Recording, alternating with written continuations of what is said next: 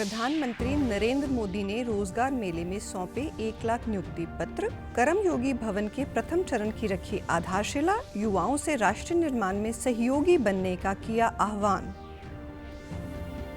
किसान आंदोलन के चलते सुरक्षा व कानून व्यवस्था बनाए रखने के लिए हरियाणा के 15 जिलों और चंडीगढ़ में लगाई धारा 144। आज किसान संगठनों से केंद्रीय मंत्री करेंगे बैठक। और पंजाब और दिल्ली के मुख्यमंत्रियों ने श्री गुरु अमरदास थर्मल प्लांट लोगों को किया समर्पित। भगवंत मान ने कहा, प्रदेश में और सस्ती मिलेगी बिजली।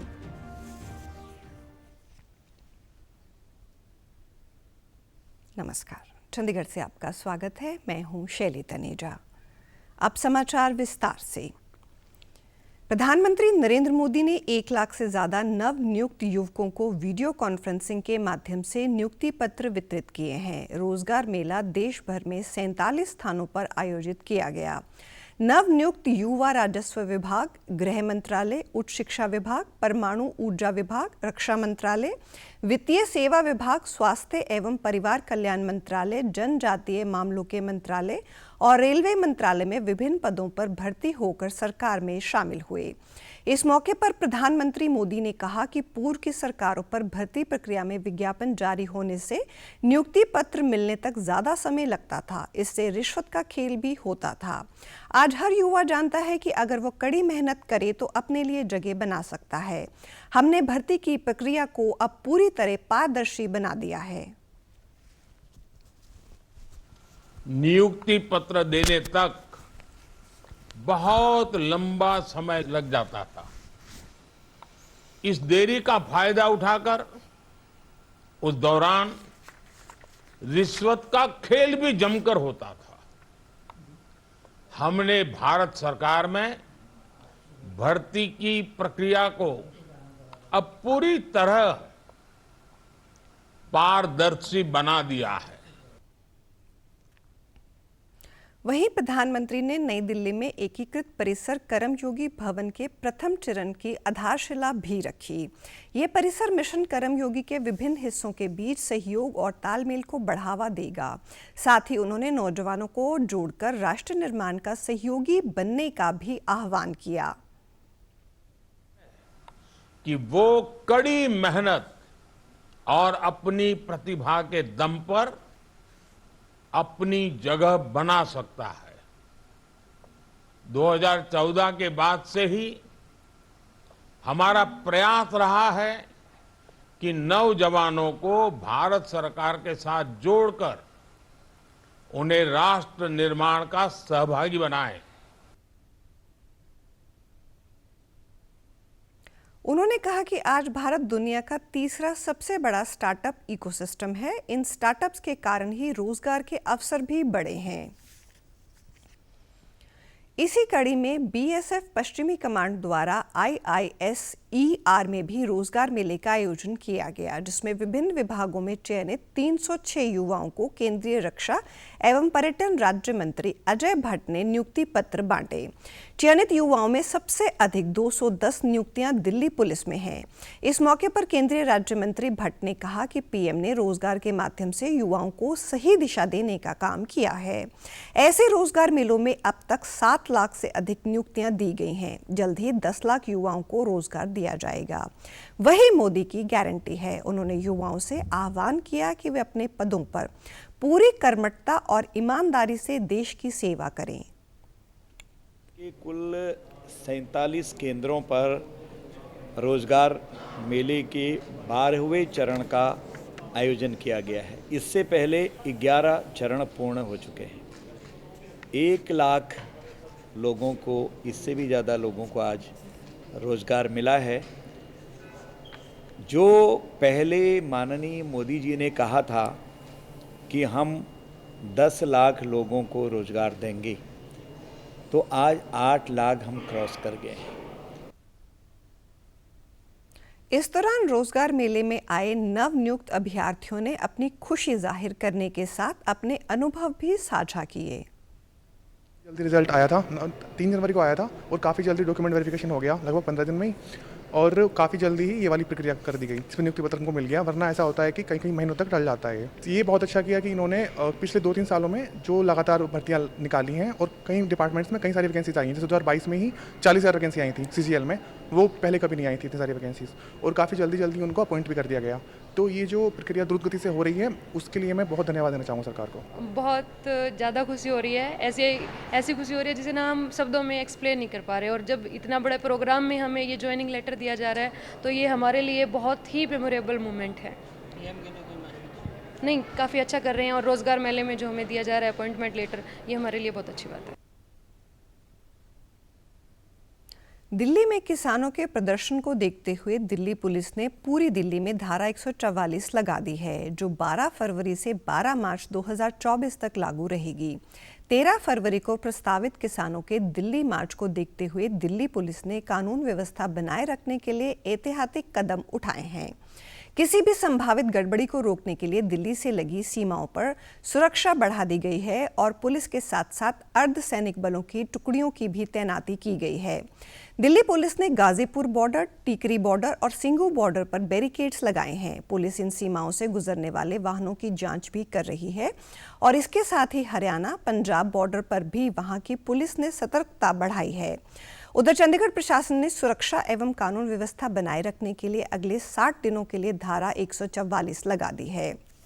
डिस्ट्रिक्ट मजिस्ट्रेट विनय प्रताप ने आदेश जारी करते हुए कहा कि अगले आदेश तक 5 या 5 से अधिक लोगों के इकट्ठा होने, जुलूस, प्रदर्शन या वाहनों के साथ मार्च निकालने पर रोक रहेगी। वहीं हरियाणा पुलिस प्रशासन बॉर्डर एरिया की निगरानी को लेकर पूरी तरह सतर्क है। पंजाब से आने वाली लिंक रोड पर भी 4 लेयर में नाकाबंदी की गई है। 15 जिलों में धारा 144 लागू की गई है। साथ ही पेट्रोल पंप संचालकों को खुले में डीजल पेट्रोल देने पर रोक लगा दी है। 12 और 13 फरवरी को ट्रैक्टरों में 10 लीटर से ज्यादा डीजल नहीं डालने की हिदायत दी गई है। किसानों की मांग को लेकर आज 3 केंद्रीय मंत्री पीयूष गोयल, अर्जुन मुंडा व नित्यानंद राय चंडीगढ़ में शाम 5 बजे किसान संगठनों के नेताओं के साथ बैठक करेंगे। हरियाणा के मुख्यमंत्री मनोहर लाल ने कल पंचकूला में एक कार्यक्रम के दौरान पत्रकारों से बातचीत में किसान नेताओं से दिल्ली कूच को लेकर रास्ते रोके जाने पर पूछे प्रश्न पर कहा कि किसान नेताओं को जाने से कोई नहीं रोक रहा, लेकिन जिस प्रकार से वे प्रदर्शन कर रहे हैं वो उचित नहीं है। दिल्ली जाने के लिए ट्रैक्टर ट्रॉली के अलावा और बहुत से साधन हैं। किसानों को रोकने के लिए पुलिस द्वारा की गई बैरिकेडिंग्स पर मुख्यमंत्री ने बताया कि कानून व्यवस्था एवं शांति बनाए रखने के लिए सरकार द्वारा ये प्रबंध किए गए हैं। लेकिन जिस प्रकार के प्रदर्शन और जिस प्रकार के आह्वान वो लोग करते हैं वो कहीं भी डेमोक्रेसी में उचित नहीं है। आखिर पिछली बार हमने देखा है तो जाने के लिए बसें बहुत हैं, जाने के लिए ट्रेन्स बहुत हैं, जाने के लिए अपने साधन बहुत हैं, लेकिन हम ट्रैक्टर लेकर के जाएंगे और ट्रैक्टर को भी हम आगे कोई ना कोई उनके साथ हथियार बांध के लेकर के जाएंगे, हमको रोकेगा तो हम रुकेंगे नहीं।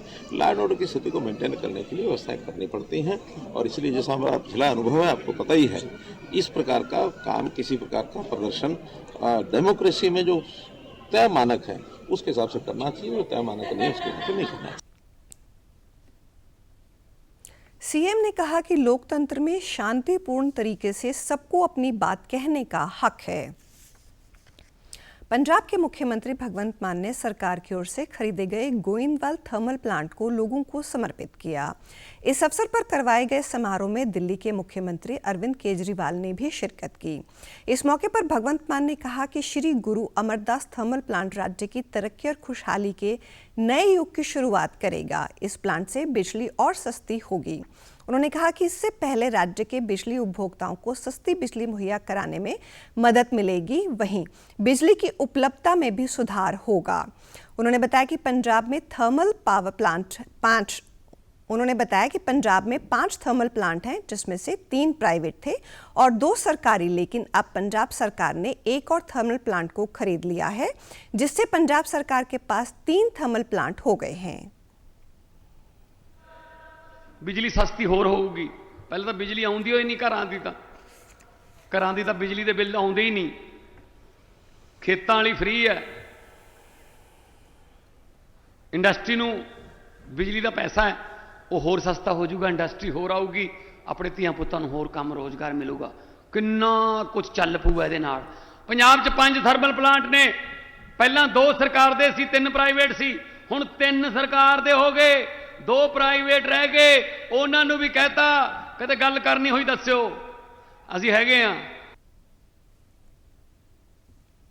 समारोह में पहुंचे आप संयोजक अरविंद केजरीवाल ने भी लोगों को संबोधित किया। उन्होंने कहा कि हमारी सरकार ने दिखाया है कि लोगों द्वारा चुनी गई सरकार कैसे काम करती है।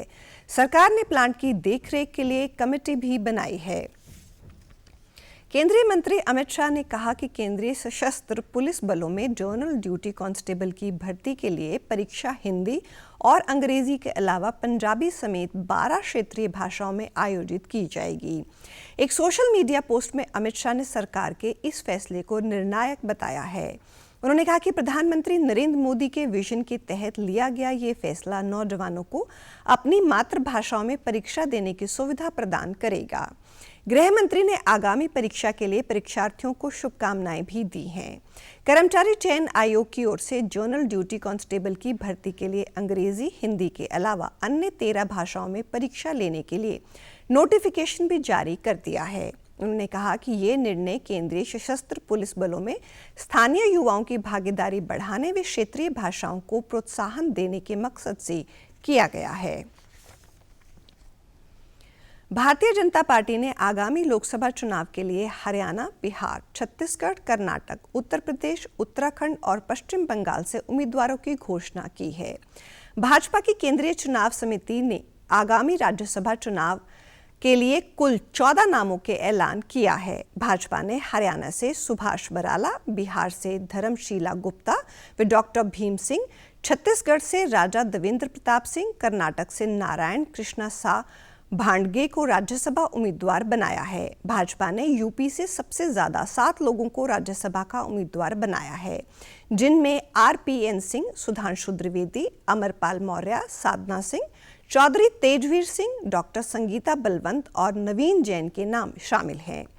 हरियाणा भाजपा के पूर्व अध्यक्ष रहे सुभाष बराला का नाम राज्यसभा के उम्मीदवार के रूप में चुने जाने का समर्थकों ने आलाकमान के निर्णय का स्वागत किया है। बराला को करीब 3 महीने पहले हरियाणा किसान प्राधिकरण बोर्ड का अध्यक्ष भी नियुक्त किया गया था। वे वर्तमान में हिसार लोकसभा के प्रभारी के तौर पर कार्य कर रहे हैं।